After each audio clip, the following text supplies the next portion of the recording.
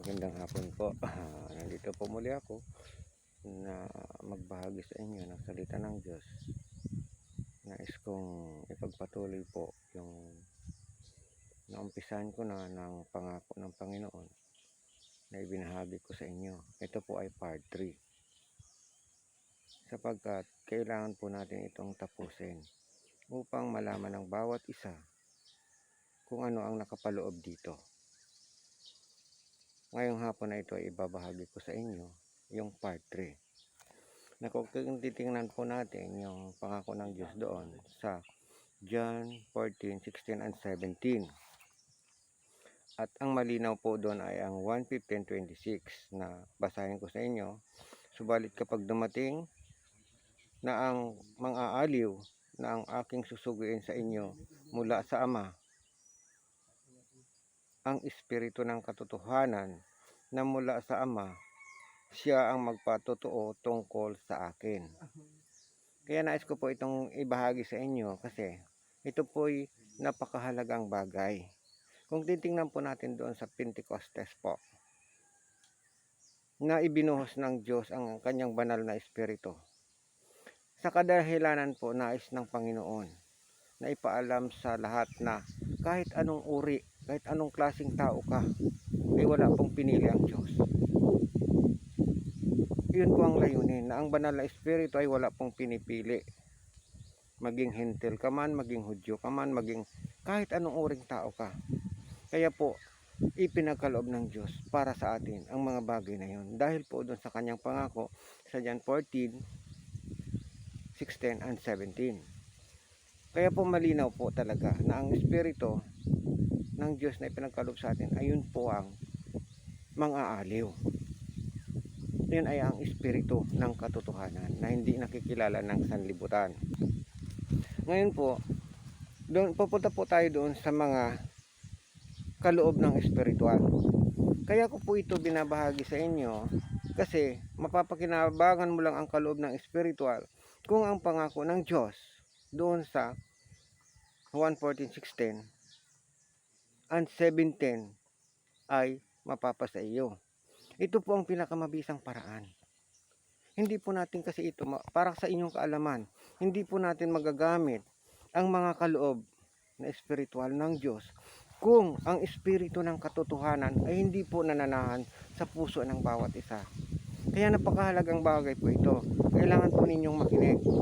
Magagamit mo lamang ito kung ang mga aliw ay nananahan dyan sa puso mo. Yung mga aliw po, para sa kaalaman natin lahat, yun po ang espiritu ng katotohanan. Na hindi kayang tanggapin ng sanlibutan at hindi nakikilala ng sanlibutan. Sapagkat yun ay Espiritu ng Diyos na ipinangako sa iyo ng Diyos na ibinigay sa iyo. Kaya parang magamit mo ang mga kaloob na espiritual na ito, kailangan kunin mo muna yung ipinangako ng Diyos na yon. Hingiin mo muna na ipagkaloob ng Diyos sa iyo ng banal na espiritu na yon, parang magamit mo ito. Titingnan po natin kung gaano kahalaga ito, ang mga kaloob. Kung titingnan po natin, matatagpuan po natin ito sa unang Korinto 4 hanggang 11. Napakahalagang bagay po ito kasi pag mayroon ka ng espiritu sa puso mo, pag nakuha mo na yung mga aliw, may karapatan ka ng gumamit nito. Sapagkat hindi mo magagamit ang espiritu ng katotohanan kung wala sa puso mo. Kaya parang yung epektibo pong pamamaraan, kaya binabahagi ko to sa inyo sapagkat ito'y mahalaga. Parang malaman natin at matuklasan natin kung paano ito gagamitin. Kaya po binabahagi ko sa inyo. Titingnan po natin, iba't ibang uri. Number 1 po, sa 4 po, basahin ko sa inyo, may iba't ibang uri ng mga kaloob. Subalit iisang espiritu. Yun po ang espiritu ng mga aliw. Espiritu ng katotohanan po yan. Ngayon ang unang-una po, iba't ibang uri ng paglilingkod. Anong paglilingkod? Marami pong klase ang paglilingkod sa Diyos. Kung minsan nga po, kung titingnan natin, yung tagawalis lang ng simbahan, paglilingkod po yan sa Diyos. Ang maging pastor ka, paglilingkod po yan sa Diyos. Ang pakikipagbahagi mo ng tulong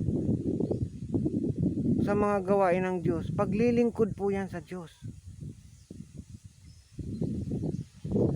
Lahat ng bagay po at ibang uri ng paglilingkod sa Diyos, yan ay gawin mo ng maluwag sa iyong puso.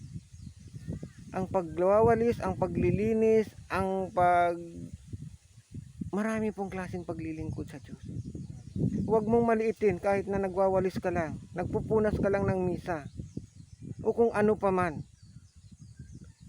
Wala pong sinabi po kung may mataas na uring paglilingkod, wala. Lahat ng bagay na naglilingkod ka, gawin mo ito nang ayon sa iyong kalooban. Ang pangalawa po, iba't ibang uri ng gawain. Marami pong klaseng gawain. Pagtuturo, lahat ng mga gawain, kasama rin yun sa paglilingkod. Pangatlo po, ibinigay ang pagpapahayag ng Espiritu. Ito po ay mabigat na. Ngunit ang ipinagkakalooban nito ay ito'y regalo. Kasi regalo ito ng Diyos. Doon po sa taong mayroong banal na Espiritu sa kanyang puso.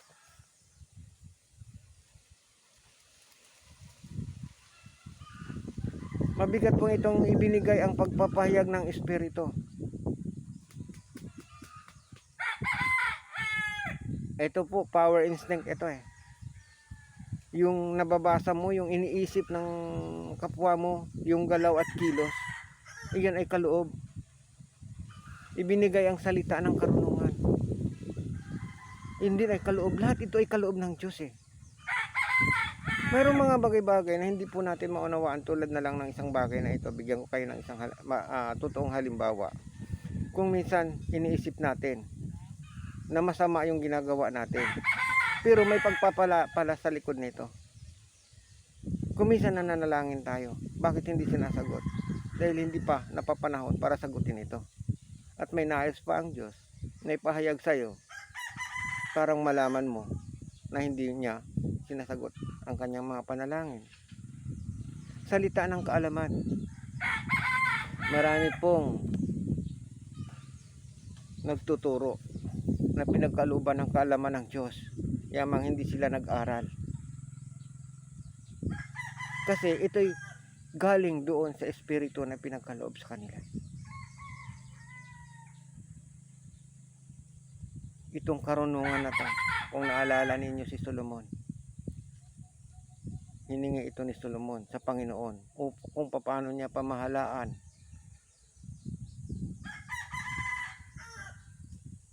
ang kanyang mga nasasakupan nung siya'y maghari. At walang iba kung ano ang kanyang hiningi, kundi ang karunungan upang mapamahalaan niya kung paano niya mapasunod ang mga tao. Iba't ibang pananampalataya. Ang sa iba'y pananampalataya. Ang pananampalataya po ay kaloob. Mayroon pong mataas na antas na pananampalataya. Mayroon pong mababa. Ngunit mag-uumpisa po yun sa mababa hanggang sa umaas ang antas ng pananampalataya mo. Depende po yun sa pinagkaloob sa'yo ng Diyos. Kaya ang lahat ng bagay na ito na ibinabanggit ko, ito po yung pinakamahalaga. Kung sa iyo yung espiritu ng katotohanan namang aaliw, matutuklasan nyo po kung anong kaloob mayroon kayo. Ang pagpapagaling po,